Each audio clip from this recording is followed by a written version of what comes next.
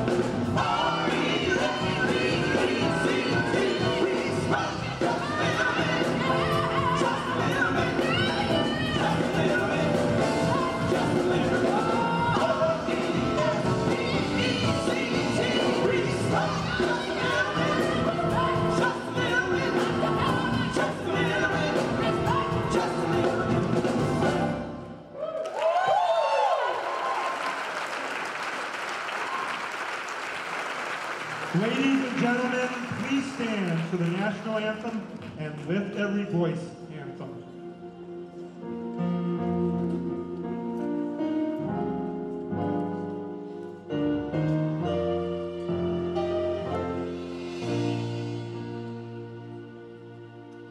Oh,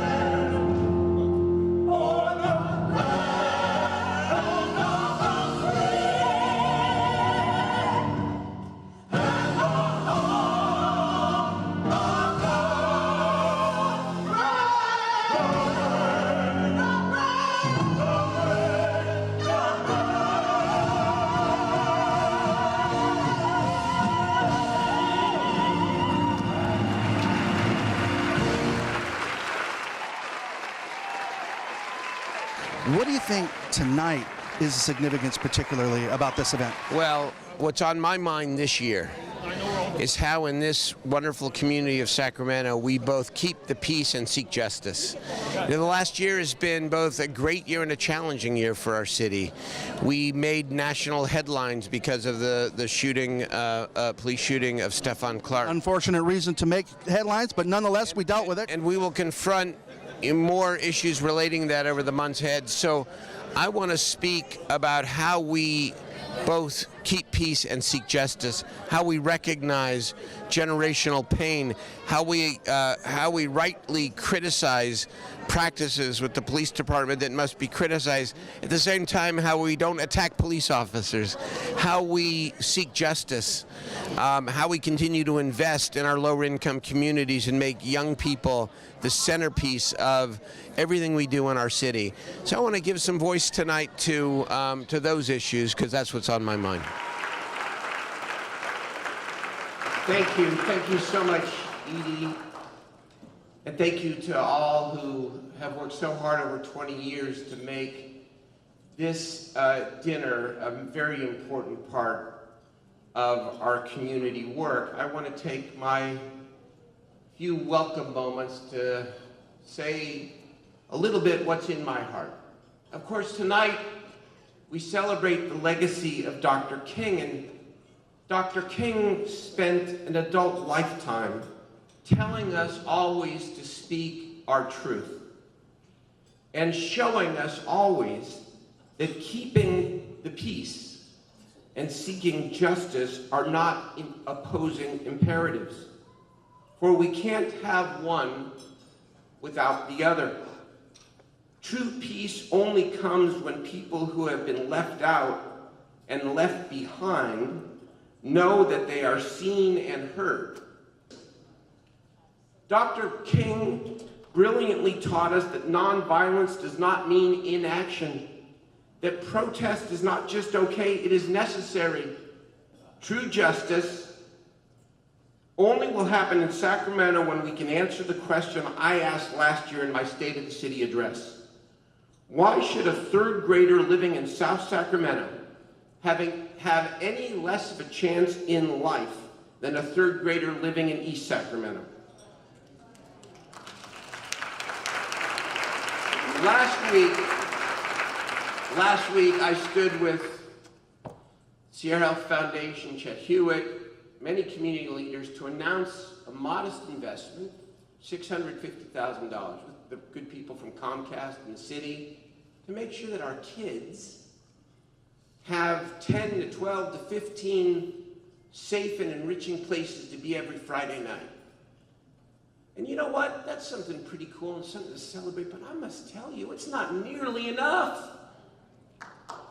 True justice means that we invest in our neighborhoods in a way that transforms lives, where good and great things to do are not the exception to the rule, but the rule itself. 2019 must be the year in Sacramento as we launch through this wonderful event. A year where we keep the peace and where we fiercely pursue that elusive but absolutely necessary concept of real justice for all people. Thank you and welcome. I think we need to continue to work together, and we're starting to do that much better than I've ever seen it happen in the time that I've been in Sacramento. And I've been here over 30 years, but whether it's faith-based, community-based, business-based, people are coming together to lead our young kids, to continue all the traditions that we've started, to continue them on for years to come. And that gets me excited. We are pleased to be joined by Jennifer Olivares, an 11th grader from Foothill Senior High in the Twin Rivers Unified School District, to read her winning essay.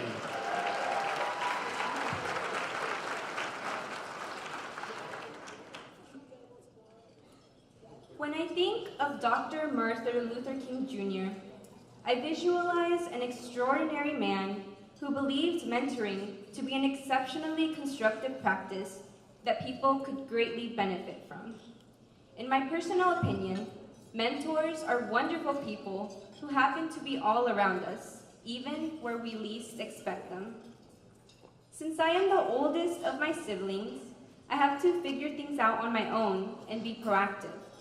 Nevertheless, I consider myself to be tremendously blessed to have the most amazing mentor in the world. My mentor is my 12-year-old sister, Berceda, and although it may seem surprising, she is a valuable mentor in my life. Generally speaking, most people are fortunate enough to have professional adults as their mentors, yet my little sister has a great deal to offer as well. Although she may not know much about college, she sincerely cares about my well-being and desires that I have a prosperous future. The support and encouragement that she provides are truly meaningful. Thus, a mentor's responsibility is not only to guide and to give advice, but also to demonstrate that they truly want the best for you. Furthermore, I have learned plenty through my experience with my unconditional mentor, who inspires me to keep moving forward. Berceda is proud of my accomplishments, which motivates me to strive harder and challenge myself to do the best I can in school. Because she is an avid reader, her writing skills are strong, making her well-capacitated to proofread my essays. Not only that, but whenever I have a speech coming up, Berceda allows me to practice with her and gives me constructive criticism. Most importantly, she does all this for me not because of obligation or kindness, but because of her self-giving personality that demonstrates her profound commitment to being my magnificent mentor. Thank you.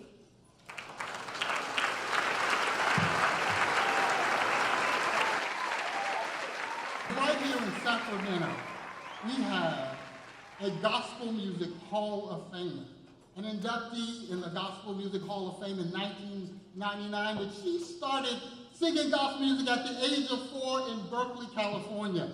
We are so glad to be able to welcome to the stage a member of our community, a national figure and international representative of all that Dr. Martin Luther King stood for. Please join me in welcoming Lady Tremaine Hawkins.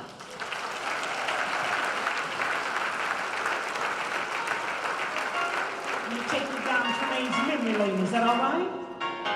All right. This is entitled Apologize.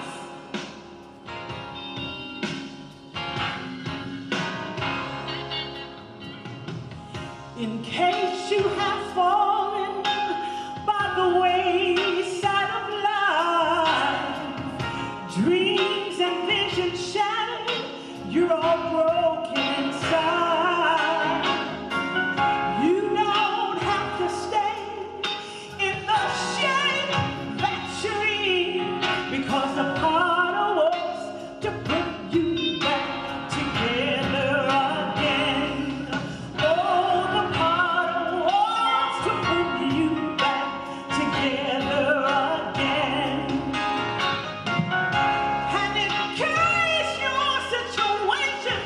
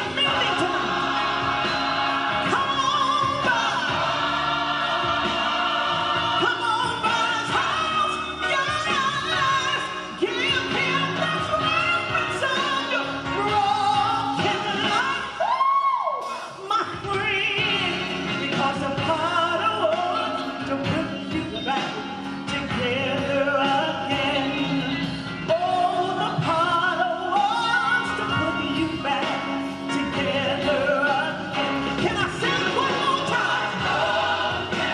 Now I've been broken, but I've stopped fighting.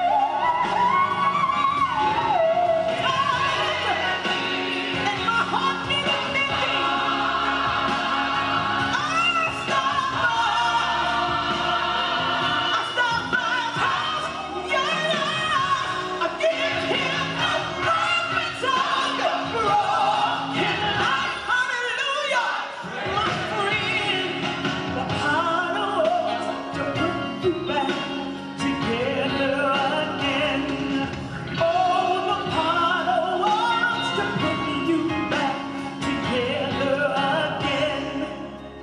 This is what I love about it.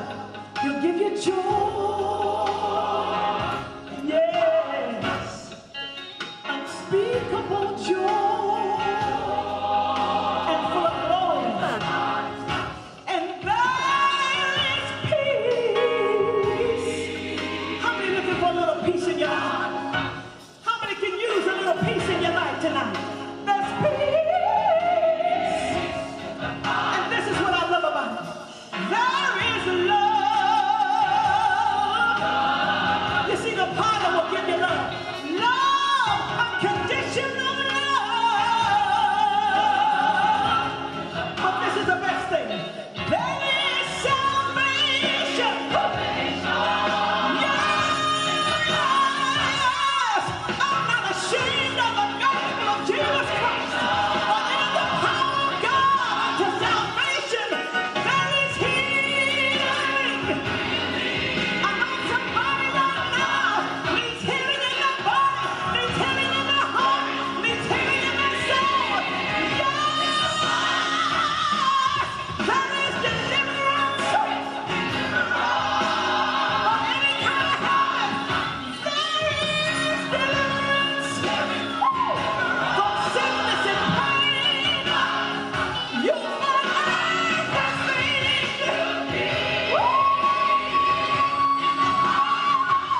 You got everything. You find joy. You find love. You find peace. You find hope. You find salvation. You find healing.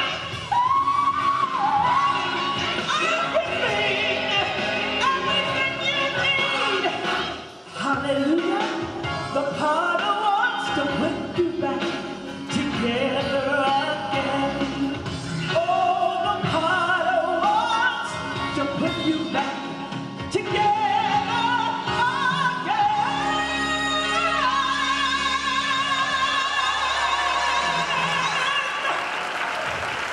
Oh, yes. Can I get a witness up in here tonight? How many know the Father can put your life back together again? Oh, I'm encouraged about that tonight. Really, in America today, I think the most important word in the English language is a word from the Pledge of Allegiance, indivisible. I think the need in our country to find this indivisibility, that even wherever we sit, whatever our vantage point, that we all pull together on a better future for everyone. That's what tonight is about. That's what community life is about. That's certainly what I want to be about. I want to be somebody that has that sort of value, that all God's children are equal, and we ought to have a concern for all God's children. Please join me right now in welcoming McGregor Scott, U.S. Attorney for the Eastern District of California. U.S. Attorney's Office has been a longtime supporter of this MLK Celebration event. Welcome, McGregor Scott, please.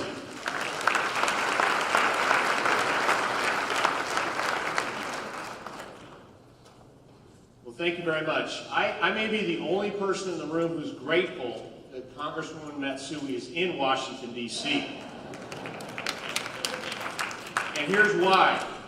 The men and women of my office over the last 35 days, approximately 75% of them have been reporting to duty and doing their jobs, attending to the courts, working with federal law enforcement and our local and state law enforcement partners to protect our communities without being paid. And that, please, I welcome that.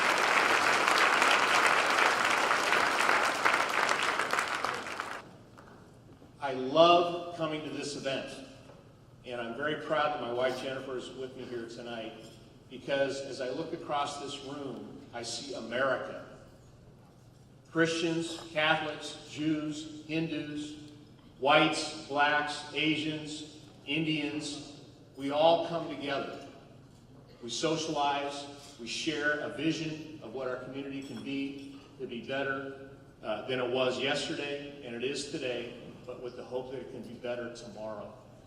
I would note that in the last 30 days, I have attended the funerals of 2 police officers from our communities killed in the line of duty.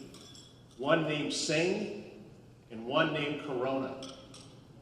And I mix that with all of you here this evening, and I'm reminded yet again that we are all in this together, and we can never lose sight of that.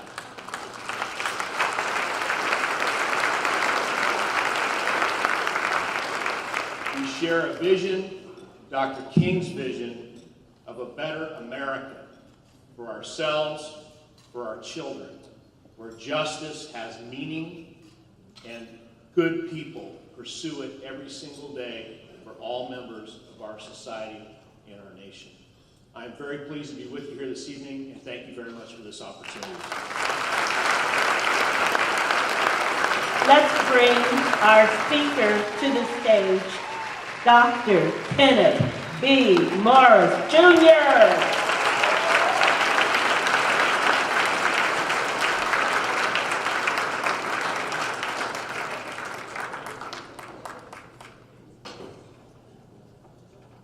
Good evening. Oh, thank you, Dr. Bernice, for that wonderful introduction. I really appreciated that. And it's such an honor to be back here. I was here, I think it was 4 years ago, and had an opportunity to be the keynote speaker and to be invited back on this 20th anniversary. I'm very humbled to be a part of this.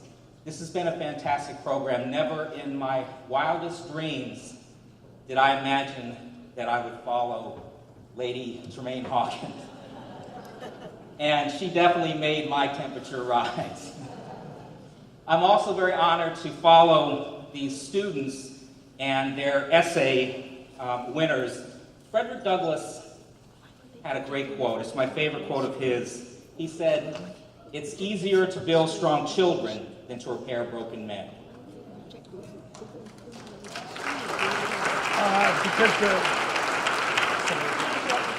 And when we talk about mentorship, I have to mention my favorite Booker T. Washington quote, which is, if you want to lift up yourself, lift up someone else.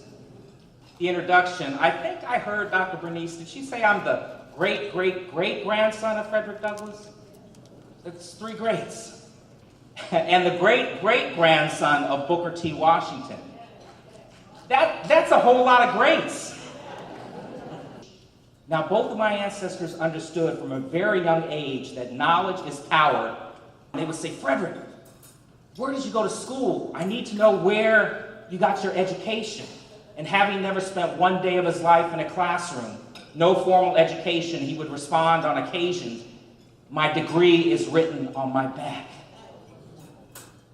And when he wrote his first autobiography, the narrative of the life of Frederick Douglass, he said, "The pen with which I'm writing these words and putting it on paper, I could rest in the cracks and fissures of my feet, which have never closed shut from those cold winter nights with my feet hanging out of an old corn sack."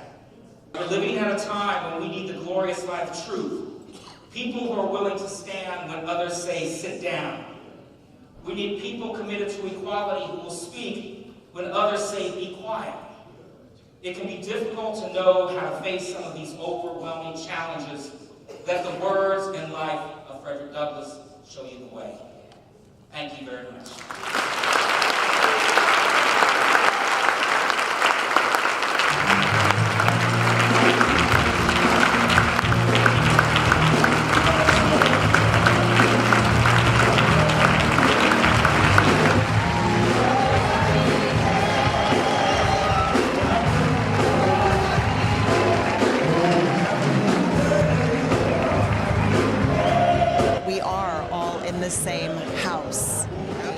just a good reminder that there is also a lot of unity in this community. There are a lot of people behind the scenes who are thinking, how can we do this better?